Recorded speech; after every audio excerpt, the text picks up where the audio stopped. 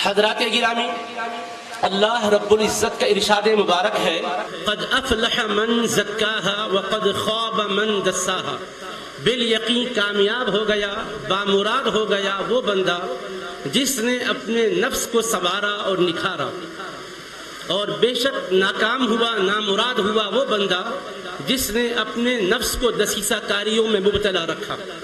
اللہ رب العزت نے قرآن مجید کی متعدد آیات میں اس حقیقت کو واضح فرمایا کہ کامیاب بندہ وہی ہے جو اپنے نفس کا تزکیہ کر چکا ہو، اپنے قلب کو صاف شفاف بنا چکا ہو، اپنی روح کو مجلہ کر چکا ہو۔ اللہ کے حبیب علیہ السلام کی امت پر اللہ پاک کا لطف و عنایت ہے کہ حبیب پاک علیہ السلام نے اللہ کے پیامات کو پہنچا کر، قرآنی آیات کی تلاوت فرما کر اپنے اصحاب کے قلوب کا تزکیہ و تصفیہ فرمایا، جیسے ابھی حضرت مفکر اسلام ادام اللہ برکاتہم القدسیہ میں بتلایا اور فرمایا کہ حضرات صحابہ کرام کو محض ایک نگاہ مصطفیٰ اور توجہ مصطفیٰ علیہ السلام نے ایسا نکھارا، ایسا سنوارا کہ ان کے قلوب مصفہ مزکہ مجلہ ہو گئے، اور وہ آنے والی قوموں کے لیے معیار ہدایت بن گئے، درخشاں ستارے بن گئے، ان کی راہوں پر چلنے والوں کے لیے ہدایت پر گامزن رہنے کی بشارتیں اور خوشخبریاں دی گئی۔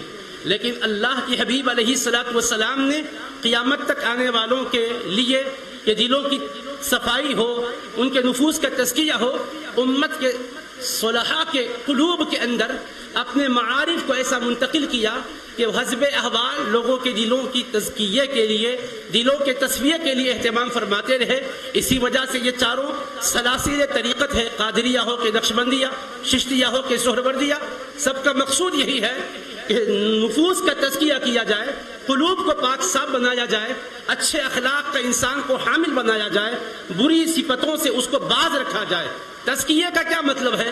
بارہا ہم سنتے ہیں کہ تزکیہ نفوس اصل مقصود ہے طریقت کی راہ سے منسلک ہونے کے حوالے سے۔ ہر طریقت کی راہ سے منسلک ہونے والے کے لیے ضروری ہے کہ وہ نفس کا تزکیہ کرے۔ کیا مطلب ہے نفس کا تزکیہ؟ نفس کو سنوارنے کا کیا مطلب ہے؟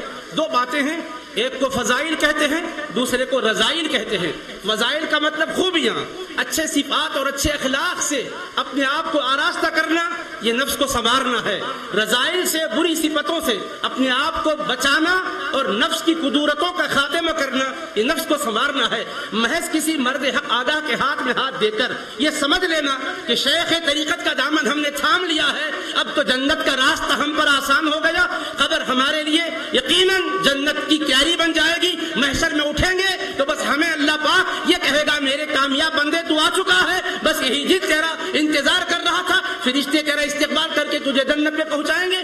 یہ ہم خوش خیالی میں رہ رہے ہیں، حالانکہ سارے سلاسل کے بزرگوں نے یہی بتایا ہے کہ یاد رکھو، حضرت غوث اعظم فرماتے ہیں یاد رکھنا ہے میرے قادری غلاموں، تم میرا دامن تھام رہے ہو تو میرے مرید بننے کے لیے، میری ارادت میں آنے کے لیے تم پر ذمہ داری میری طرف سے کیا عائد ہوتی ہے؟ تم نے جب میرے ہاتھ میں ہاتھ دے کر یہ کہا ہے کہ میں نے بیعت کر لی ہے تو اپنے آپ کو تم نے بیچ دیا ہے۔ اب تمہاری خواہش پر تم نہیں چلو گے، تم اپنی طبیعت پر نہیں چلو گے، میرے نانا جان کی شریعت پر چلو گے، اس کا تم نے مجھ سے معاہدہ کیا ہے۔ آج دنیا میں کسی بھی آپ کاروبار میں ایگریمنٹ کرتے ہیں اور ایگریمنٹ کو پورا نہیں کرتے تو کہا یہ جاتا ہے کہ تجھے وہ چیز جو اس کے وعدے کے طور پہ کہی گئی تھی نہیں دی جائے گی، کیونکہ تم نے وعدے کو توڑا ہے۔ تو مجھے کہنے دو، دنیا کے کاروبار میں وعدے پورے کیے جا رہے ہیں، طرفین کی طرف سے لین دین میں، تجارت میں، کرائے کے مکانات میں رہنے میں، یا کہیں پر بھی آپ سفر کر رہے ہیں، دو طرفہ جو معاہدے ہیں اس کو پورا کرنا ضروری ہے۔ تو پیر کامل کے ہاتھ میں ہاتھ دے کر کیا معاہدہ کیا؟ حضرت ہمیں جنت میں پہنچا دیجیے۔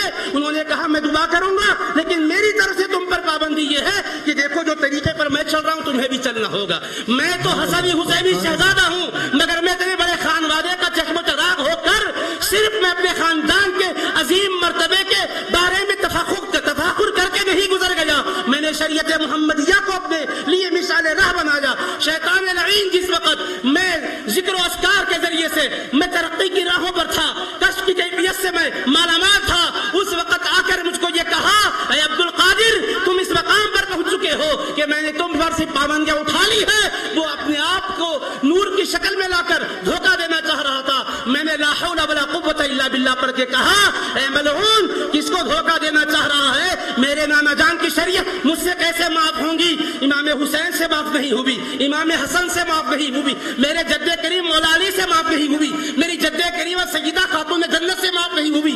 حالانکہ جنتی جوانوں کے سردار ہونے کی خوشخبری مل گئی تھی, مگر فرض بھی ادا کر رہے تھے, واجب بھی ادا کر رہے تھے, سنت بھی ادا کر رہے تھے, نفل بھی ادا کر رہے تھے, مکروہات سے بھی بچ رہے تھے, محرمات سے بھی بچ رہے تھے, خلاف اولا کاموں سے بھی بچ رہے تھے. انہوں نے جس طرح شریعت محمدیہ پر عمل کیا, میرے اوپر بھی ویسے ہی شریعت پر عمل کرنا ضروری ہے.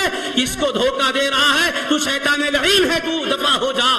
پھر وہ نور غائب ہو گیا, آواز آئی ہے عبد القادر تمہارے علم میں تمہیں بچا لیا.